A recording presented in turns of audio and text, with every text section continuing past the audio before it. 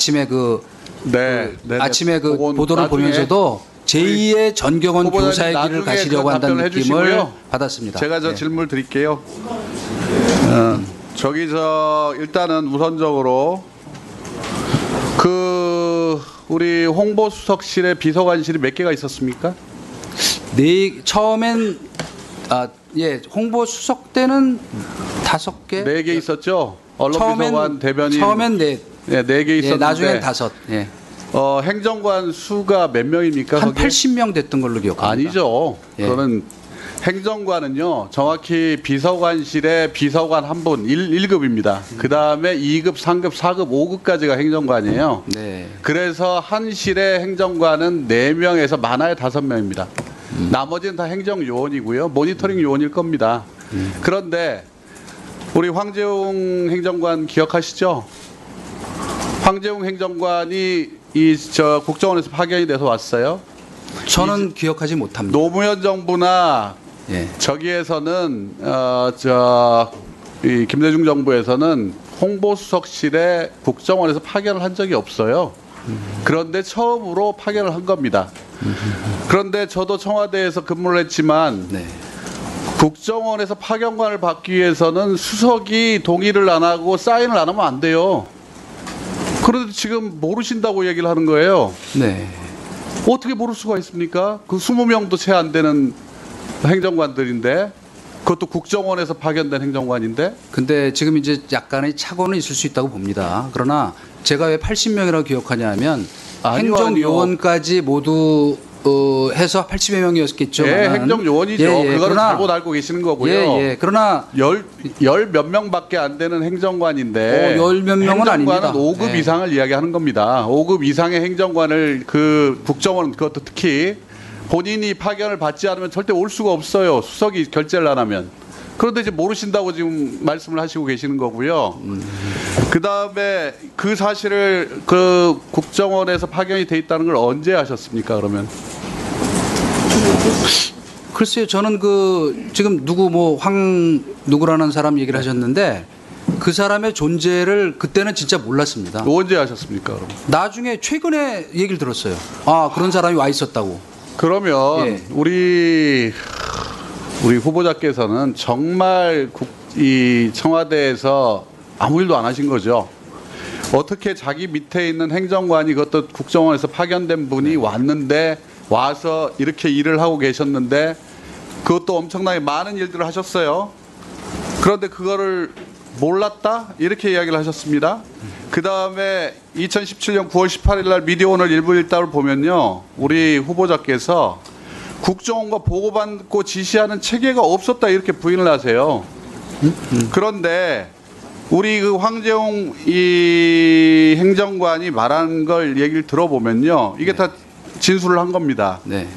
홍보수석실 내 유일한 국정원 파견관이었기 때문에 뉴미디어 비서관실을 포함한 홍보수석실 내 여타 비서관실과 국정원의 업무 연락을 맡았다 이렇게 이야기를 해요.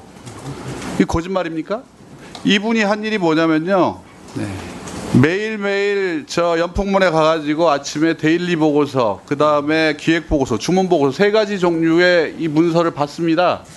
받아가지고 김바른 보좌관 아시죠? 이분도 모른다고 하실 수는 없을 거고. 네, 기억합니다. 네, 김바른 보좌관은 우리 수석님의 바로 보좌관입니다. 그 보좌관한테 데일리 보고서하고 기획 보고서를 전달을 해요. 네. 그건 아무한테도 주지 않습니다. 뉴미디어 비서관실에 속해 있었음에도 불구하고 이 황재웅 행정관은 뉴미디어 비서관한테 수석님은 이 보고서에 관심 가질 필요 없습니다. 이렇게까지 이야기를 해요. 그거 지금 답을 주셨네요. 아니요. 비서관한테, 뉴미디어 비서관한테. 그러니까 바로 홍보수석님한테만 가는 문서란 말씀입니다. 저는 그런 문서 본 기억이 별로 없습니다. 그렇게 부인하시겠죠. 네. 그리고 주문 보고서는 예. 모두 다 우리 언론비서관 박흥신 비서관은 아시겠죠? 물론이죠. 그분도 네. 모르시진 않죠. 아니 잘 후배죠. 알죠. 예, 박흥신 비서관이 김건호 행정관 통해 가지고 네. 지시를 했습니다. 거기에 네. 포함된 것들이 김재동 등 일부 연예인, 네. 그 다음에 라디오 시사 프로 편파 방송 실태, 그 다음에 방송사 지방선거 기획단 구성 실태, 뭐 이런 것들이에요. KBS 조직 개편 이런 내용들을 박흥신 비서관으로부터 받아서 국정원에 연락을 하면 거기서 보고서를 가져오는 거예요. 그래서 다시 보고를 받고 그거를 박흥신 비서관한테 전달을 하는 겁니다. 네. 그런데 이 황 행정관의 보고에 보면 데일리 보고서와 기획 보고서, 이건 수석님만 보는 건데 수석님만 보는 보고서 중에서 의문사항이나 수정 요청이 있는 부분에 대해서는 박흥신 비서관을 통해 가지고 다시 내려오는 거예요. 그러면 그 얘기는 뭐냐면요, 우리 후보자께서 당시에 수석할 때 그걸 다 보고 있었고 그 보고를 받아 가지고 박흥신 비서관한테 지시를 하셨다는 겁니다. 거꾸로 주문 보고서는 국정원에서 작성을 해가지고 황재용 이 행정관을 통해서 박흥신을 통해 가지고 수석님한테 올라가는 거고요.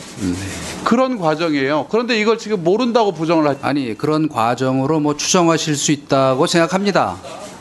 여기에 나와 있는 검찰 결과도 그렇고, 네네. 우리 이 행정관, 네네. 예. 행정관도 그렇고, 김건호 행정관도 그렇고, 네. 우리 결과적으로 보면 수석님이 이 부분에 대한 최종 보고서라는 걸 국정원에서도 지금 거의 비슷하게 실시하고 있어요. 그 지금 말씀하신 여러 인물들을 얘기하시지 않았습니까? 그분들이 모두 검찰에 가서 굉장히 그 엄중한 조사를 받았습니다. 그중 어디에도 저에게 직접 보고를 했거나 지시를 받았다는 내용이 없고. 지시를 받지는 않았겠지만, 자, 윤영찬 의원님 정리해 주십시오. 행정관들이 직접 수석님의 지시를 받지 않았습니다. 네, 제가 끝으로 말씀드리고 싶은 건 자, 딱 윤영찬 이겁니다. 의원님 정리해 주십시오. 솔직히 제가 이렇게 말씀드리면 기관을 모욕하는 얘기 같아가지고 조금 좀 이 말은 제가 안 하려고 했는데 그런 보고서를 처음에 한두 번 가져오길래 제가 갖고 오지 말라 그랬습니다. 참고가 되지 않는 자, 내용들 뿐이었기 때문에. 되고 있는 겁니다. 입니다 그 뒤에는. 자, 윤영찬 의원님 보충 질의해 주십시오.